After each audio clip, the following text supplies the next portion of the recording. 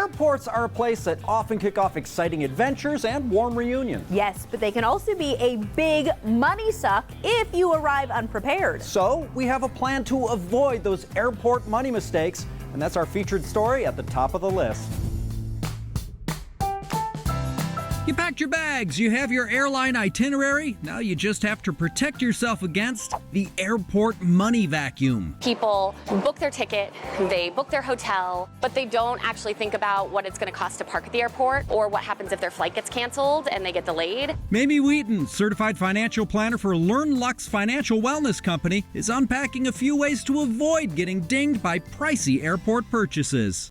For starters, don't buy water and snacks. A bottle of water in a convenience store costs around $1 to $2. The number one easiest way to not spend money at the airport is to bring a reusable water bottle. I've seen like the larger size waters, $5, $6. Yeah. It's crazy. Yeah. Most airports have filtered water stations beyond the security checkpoints at the gates. What about snacks? You're definitely going to be overpaying for snacks. The price of a pack of peanuts at the convenience store can start at around 99 cents. Prices for those nuts at the airport can be marked up 200% or more. But what happens if it's a family of 4 or more, right? You know, those snacks are going to add up. It really makes sense to kind of make those sandwiches at home or bring those snacks for the kids.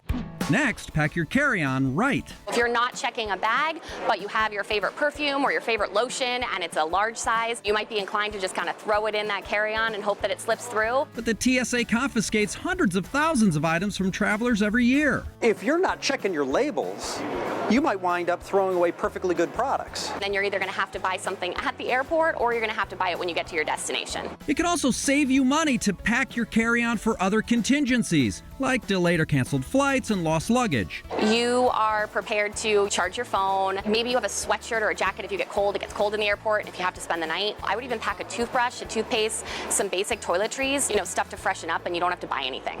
Finally, off-site car rental. Before 2020, before the pandemic, it was relatively easy to rent a car, right? And it was relatively easy to get a great deal on a car rental. But once air travel numbers dropped because of the pandemic, rental car companies were left with a huge inventory of vehicles at the airports that they sold off. So it is harder and harder and more expensive to book rental cars. So generally, today, even though we have inflated car rental prices, better to go off-site or on-site? It is better to go off-site because of taxes and fees and things like that. It might almost be better to spend a little bit extra to book a car that's refundable and watch that price. And if that price changes, you can price adjust it. She suggests to look at your credit cards or memberships for offers. A lot of them have coupons. You get discounts if you reserve in advance, and you just take a little shuttle there and back. If you have a Costco membership, for example, you can get really great rental car deals with Costco. Flying without getting fleeced is at the top of the list.